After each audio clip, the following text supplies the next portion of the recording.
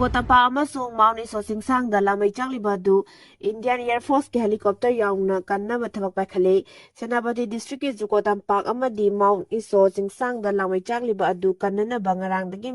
Mount Tadubi Police ki kangbu Tadubi Fire Brigade Forest Department SDRF NDRF amusung maugi khunja singna mafam aduda changsinduna mai kanbagi thabak yamna kana chathari mai kannabagi thabak asida Indian Air Force ki helicopter amasu mangjawrana semsaduna laikre mai sakpa sina maru oina Jukotampak ta hoba pambi singa madya koibagi phibam da chauna sohallakpa yabagi akiba leire haina mafam adugi khunja singna phungdorkle amaromda thawdok asiga mari leine na Senapati District Disaster Management Authority gi chairperson su oiribe deputy commissioner na advisory amasu thokre Naga Foothills area da sugi camp saba yaroi animal road unauthorized road amata samba yaroi ZTC Naga Foothills area da sugi camp sing natrokana elegant oiba camp sing amata saba yaroi Naga ancestral land animal road natrokana unauthorized road amata samba gi ayaba piba yaroi amasung Naga area da ainaya da mongda popi thabagi thong amata chathaba yaroi haina Joint Tribal Council Manipur na hadorokpa chirola man hairi Cherola sina makata na hairibana haukiba Janawari tarani thoigi ayuk pung 13 taba matamda su group ta lairiba KNF ke lusingba Tiger Kevzen ni haizaba mioi amana Kangpokpi district ki manungsanba Ireng Naga village tumna maithagani haina yauna kihan khangan bagi thawong kat sarakkiba du haksina lawi loinana numit asigi nungthen pung anirom tabada khulai matik sana paira bakuki underground kedar kuntra romna Ireng Naga village ta lairiba maral laitraba kunja sing asibu kihan khangan bagi thawong kat saram kiba thawdoki matang da Janawari 13 da Tiger Kevzen amasu KNF ki kedar singi mathakta Kangpokpi district ki gamnom Super Maina police station da FIR file tokhiba laikre masiga loina working committee on Liang Mai Naga council na Union Home Minister Manipur ki governor Union Home Secretary NIA ki DZ Chief Secretary DJP Security Advisor IZAR Sound IZARES Kangpok Pigi DC amasong SP da thawdok asida senariba miyoisinggi mathakta action lawkhatnaba petition fine tawgiba laikre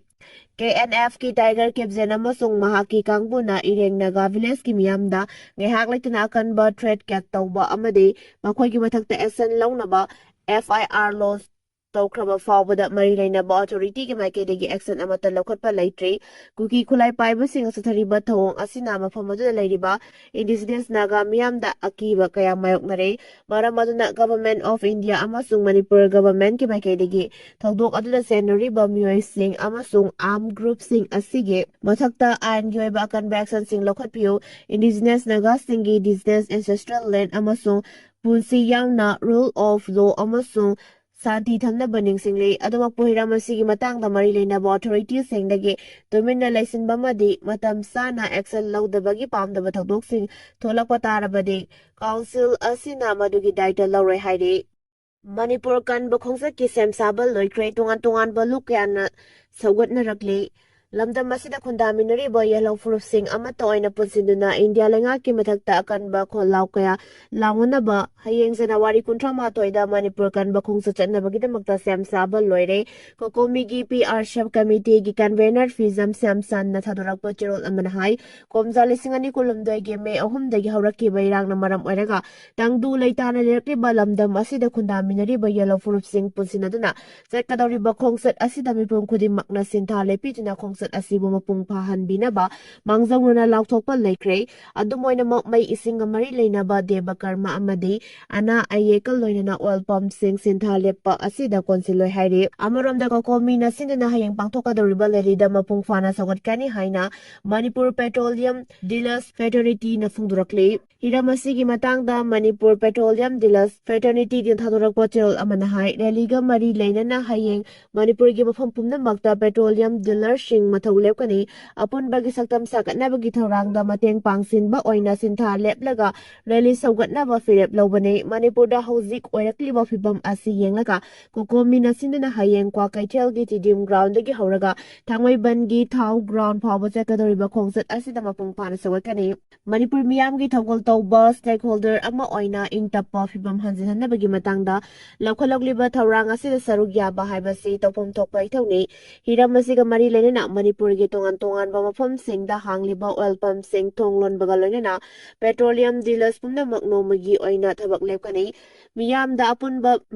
apanba pinabagi wakalonda petrol pump thonglon gadabnate apunbagi thodang utpa oina tangai faduna sintha leplaga leli sawgatnaba philip lakhatbani lamdam asida ingtappa phiba mapung fana hanjinhanbaga loinana mipung khudingma aki akhang yaudana hingjaba fangana bahona famthoi maraksida ko komina sinduna January 18 da zatkadoriba miyamgi khongset asida sawgatli haina League of Indigenous People Upliftment Lipun thadorakpa cherol amana hairi cherol asina makhatana hai Hauzik iramdam asina thokliba tamthiraba irang asi kanana thokhanbano chinkuki narco terrorist sing asina maning makha tamna maitei micham miyam dalandarakpa matamda karigi central amadi state force singna kumhaigum yenguna leiribano ngayok sapu manungda yauraba nga amagum maitei mayamna leliba national highway animak thingjillaga thamlamlibano haiba wahang sing asigi paukhum Manipurgi miyamna khangi maram asina Manipur kanba khongsat asi yamna matang saba amadi tawdraba yadraba ithau amani haibasi aikoi pumnamakna khangminagadabani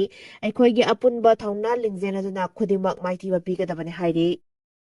February 10 Guwahati, Kolkata, Mumbai fauba SpiceJet ki service leiragani. February 10 SpiceJet na Imphal-dagi tongan-tonganba metropolitan city-singda flight service tawba horagani haina lauthokre. Campaign asina thadorakiba cherol amana paladuna agency gi pauna hai numit khudingi oina Imphal-dagi Kolkata, Guwahati amadi Mumbai fauba Boeing 737 operate tawba horagani thaurang asina maram oiraga Manipurgi miyamna lebak asigi atai atopa mafam singda chathokasin tawbada chawna khudong sawa fangalagani Kolkata amadi Guwahati chatnanaba passenger singna non-stop flight ki khudong sawa fanglagani Mumbai sakadaba passenger singi oinadi Kolkata da ngaihak pangani haire flight service marang kaina leitaba state amma oiriba Manipurgi dabaktadi SpiceJet na laukhalakliba thaurang asi puning thogatningai ni hairi plane gi atongba ka hena yamdana SpiceJet na numit khudingi oina Imphal-dagi tongan-tonganba metropolitan city fauba flight service lehanbana maram oiraga lamdam asigi senthok lambi nemba miyoi maru oina mahai tamba chatpa mairoi sing amadi ana layangi damakta tongan-tonganba state sing sakadaba miyoi singda mateng oinaragani haina company asigi state amana phunguraki SpiceJet na laukhalakliba thaurang asigi saruk ama oina kanagumbana India gi manung amadi mapal leibak singda chatningba tarabasu Kolkata amadi Guwahati dagi connecting flight ki khudongchaba lehengadore hiram asigi matangda SpiceJet ke chief business officer Debozo Maharshini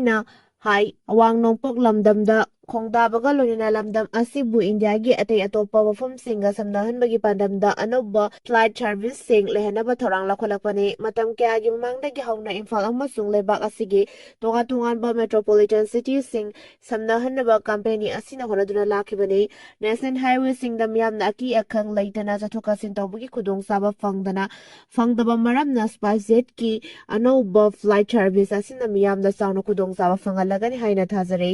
UNC ga kuki ga yana kiba wafam handoknaba loop ahumna demand tawkhre KNO na thagalakle Inpui Nagagi Kulkuki gi malhanba moongda thadorakiba warol adugi matangda United Naga Council UNC na mapung fana singdurakadabni haina loop ahumna taksinkhre All Inpui Student Union Inpui Naga Youth Organization amasu Inpui Naga Women Union na UNC gi president da pisen kiba serol amada hai Kuki Inpi Manipur amadi UNC na January 13 thadorakiba joint statement adu parubada angakpopoi Naga singi apex body ama oiriba UNC na Kesonglung village bu Kuki singi kul oina sakhang bagi moong thadorakiba cherol aduna samabna ba pokhalei mafam aduna Kesonglung ko ba khul amata leite lenga ki Rekota su yaude kumza lisingani taratareta Inpuigi lamda farmhouse ani khak lai saki Tanfoy Mon area da farmhouse ani saki ba du customary law natragana historical goi ba moongda khul oina sakhang ba leite state lengang na su khul ni haina laukthokki ba leite UNC amasung Kim ge joint statement aduna miyam da samamna ba pokhalle haina paladuna serol asina hai asumba da yumpham oida ba amasung kanglu khudimak na yaningga da ba mawong da thabak paikhat kadabani UNC na lam amadi right ka mari lainaba hiramsing haksina lawbaga loinana tarai thabak tawroidabani ke songlongbu kukigi khul ama oina sakangbagi moongda thadorakiba joint statement adugi matangda miyamgi samamnaba kokhanaba UNC na mapung pana singdurakadabani mari lainaba tribe amadi lam mapuga tanaramba tawduna nagagi lam kuki na claim tawrakpada achumba malhannabagi moongda थादोरखिबा चेरोल अदुगी matangda mari chumna wafam phongdoktuna chamamnaba kokhangadabani haire amaromda jelingyarong united front kamsongi kangbuna ke songlung village maitharambadagi tholakliba wathok asigi matangda matam sana mijeng changlakpagi damakta GPRN NSCN gi atokilon sir amadi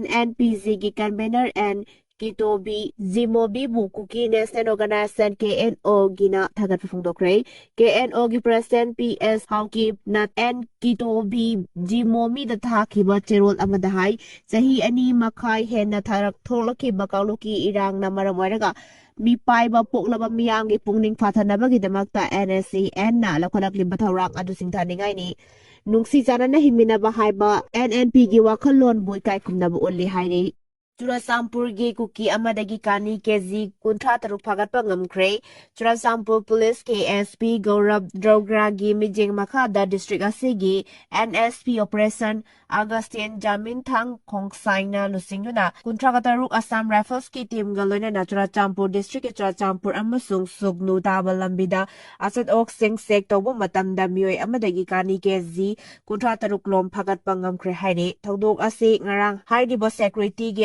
Punba team asina Churasampur ge Saikot amasung sugnu taba lambida miyoi kharana ain kaina kani sing puthok pusin tawdore haibagi paw fangbodagi team asina lambi asida khudaki oiba asat ok sing frisking amasung checking chathaki hairi police na chathaki ba frisking ge manung sanna bolero amada tungra lakpa miyoi ama khamna gari aduda sek tawba matamda kani kezi kuntraga tarukrom asi tongan ba plastic package kuntra tare tahapna gari manung aduda Losinduna Purakibani, drug Purakliba Miyoi Asigi Maming Churasampurgi S. Karan Bekastagi, Let Ming Tang Haukip, Tahinim Pumanga Apokpa, Sangsay Haukip Gawi Hairi, Police ki Pawas na Hai, Let Ming Tang Thaurakliba Borero Adu Yamna, Singnaba Moongda Security Singna Lambida Frisking Tauba, Laiba, Uba Matamda Mamai Lejuna Sena Bahonake, Adubu Security Forcing na Kulaituna Borero Adubu Tanaduna Faki Hairi, Kani ka Korana Parabal, Leming Tang Churasampur Police Station da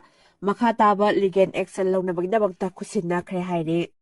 European Union na Iran gi IRGC terrorist group ni lauthokre Iran gi Islamic Revolutionary Guard Corps IRGC bo terrorist group ni haina European Union na lauthokre mamang sahi gi loisilakpa saruk amasung sahi asigi angan masarukta ingtapna protest tawkiba mioi singda ka hen bathong chothakiba IRGC gi mathakta akhanna mijeng changba oina European Union gi wapam asi phungdorakpani